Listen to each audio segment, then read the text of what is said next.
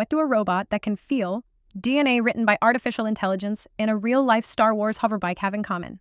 They all became reality this week. Amazon just unleashed Vulcan, a warehouse robot with a sense of touch powered by machine learning and tactile sensors. It's already processing hundreds of thousands of packages, and it could automate up to 75% of fulfillment work. Meanwhile, in Spain, scientists used AI to write synthetic DNA from scratch, successfully controlling genes in healthy mammalian cells for the first time ever. This isn't editing biology, it's programming it. And in Poland, a startup unveiled Airbike, a fully functional, jet-powered flying motorcycle inspired by Star Wars, capable of hitting 124 miles per hour in open air. Together, these breakthroughs mark a new era of automation, biology, and mobility. This is the week the future arrived. You're watching AINN. Let's dive in. Inside the brightly lit fulfillment centers of Amazon, something revolutionary is unfolding. Meet Vulcan, a robotic arm that's more than a piece of hardware. It's a prototype for the future of intelligent automation, powered by artificial intelligence and equipped with something few robots have ever had: a sense of touch. Unlike its predecessors, Vulcan isn't just designed to move packages from point A to B. It can actually feel what it's touching. Using a network of sensors embedded along its joints and end effectors, Vulcan detects pressure and resistance in real time, allowing it to adapt on the fly when picking up items of varying shapes, sizes, and fragility, from squishy bubble mailers to slick glass bottles. Vulcan adjusts its grip based on live tactile feedback, just like a human warehouse worker. The heart of this breakthrough lies in machine learning. Vulcan doesn't simply follow pre-programmed instructions, it learns. As it processes thousands of objects, it continuously refines its movements, becoming more accurate and efficient over time. Its suction-based picking system and flexible spatula-like tool are guided not just by visual inputs, but by real-world touch data. A first for Amazon's robotic fleet. And Vulcan isn't just theory. It's already hard at work in facilities in Spokane, Washington, and Hamburg, Germany, where it's processed more than 500,000 customer orders. According to Amazon, this robot alone is capable of handling 75% of the inventory stored in Amazon's bins. A staggering figure that reveals just how close we are to hands-free fulfillment. But here's the twist. Amazon insists Vulcan isn't here to replace humans. Instead, it's meant to work alongside them. By taking over the most repetitive, physically demanding tasks, especially those in awkward or high-risk shelf areas, Vulcan is designed to reduce worker injuries and free up human employees for more complex roles in the fulfillment ecosystem. Still, the implications are massive. Vulcan is a clear signal that Amazon's ambitions for automation are far from slowing down. And with plans to scale this technology across more of its global facilities, the warehouse of the future may look very different, where human and machine collaborate, guided by not just algorithms and code, but by feel. And this isn't just about logistics. This is a glimpse into how AI and robotics are beginning to merge physical intuition with computation.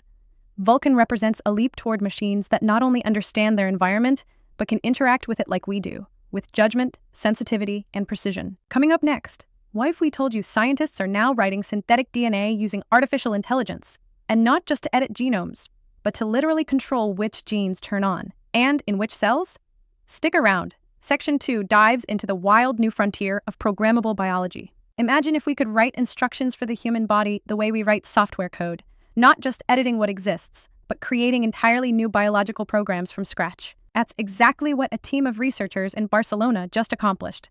At the Center for Genomic Regulation, scientists have done what was once thought to be impossible. They used artificial intelligence to design synthetic DNA sequences, completely novel genetic material that doesn't occur in nature. And for the first time, these AI-written sequences were able to precisely control gene expression in healthy mammalian cells. This isn't gene editing like CRISPR. This is gene programming. The key breakthrough lies in the creation of what are known as enhancers, short stretches of DNA that act as switches to turn genes on or off. Traditionally, genetic therapies relied on naturally occurring enhancers, which made control difficult and imprecise. But now, with generative AI, scientists can design these enhancers from the ground up, custom-built to activate specific genes in specific cells at specific times. One striking example: the AI was tasked with designing a DNA enhancer that would trigger gene activity in stem cells that turn into red blood cells, but not in those becoming platelets. And it nailed it. With pinpoint accuracy, the synthetic DNA sequences lit up the desired genetic pathways, proving that AI can now write code for biology that works in the real world. Over a 5-year period, the CRG team designed and tested more than 64,000 synthetic enhancers, feeding the results back into their models, which improved with every iteration. This massive dataset not only enabled fine-grained control over gene expression, but also revealed new insights into how genetic regulation actually works, something scientists have struggled to fully understand for decades. The implications for gene therapy are enormous. Diseases caused by faulty or missing gene activity, think cancers, immune deficiencies, or blood disorders, could one day be treated by dropping in custom DNA programs that restore balance with surgical precision. Side effects could be drastically reduced because only the right cells would respond. This brings us closer to a future of personalized medicine, where your treatment is written for your biology, using code. Dr. Robert Fromel, one of the lead researchers, summarized it perfectly. It's like writing software, but for biology, giving us new ways to instruct cells on how to behave with unprecedented precision. This fusion of AI and genomics marks a turning point. We're not just reading the code of life anymore, we're writing it. But while scientists are writing the future in DNA, engineers are building it in steel and carbon fiber. Coming up next, how a Polish startup took inspiration from Star Wars and unveiled a real-life flying motorcycle that looks like it came straight off the forest moon of Endor.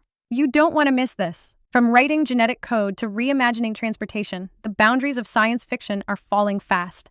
And if you thought synthetic DNA was futuristic, wait until you see what just launched in Poland. Meet the Volonaut Airbike, a jet-powered hoverbike that looks like it was ripped straight from the set of Star Wars. But this isn't CGI. It's not a concept. This thing is real, it flies, and it just made its public debut on May 4th, Star Wars Day no less. Developed by the Polish startup Volonaut, the Airbike is the first of its kind, a personal flying vehicle powered not by propellers or rotors, but by jet propulsion. That key difference sets it apart from most flying cars or drones we've seen to date, and it gives the Airbike some serious speed. This futuristic machine can reach up to 200 kilometers per hour, or about 124 miles per hour, all while hovering several meters off the ground. But the technology isn't just fast, it's light. Thanks to advanced carbon fiber construction and 3D printed parts, the Airbike weighs a fraction of what a typical motorcycle does, making it nimble, responsive, and radically efficient. And here's where it gets even more impressive. Volonaut didn't just build a machine, they built a pilotable machine. The Airbike is designed for human operation and features a 360-degree open-air cockpit that delivers a truly immersive flying experience. A proprietary stabilization system, paired with an onboard flight computer, keeps the hoverbike balanced and stable, even in challenging wind conditions. For the rider, it's as close as you can get to soaring through the air like a sci-fi speeder pilot.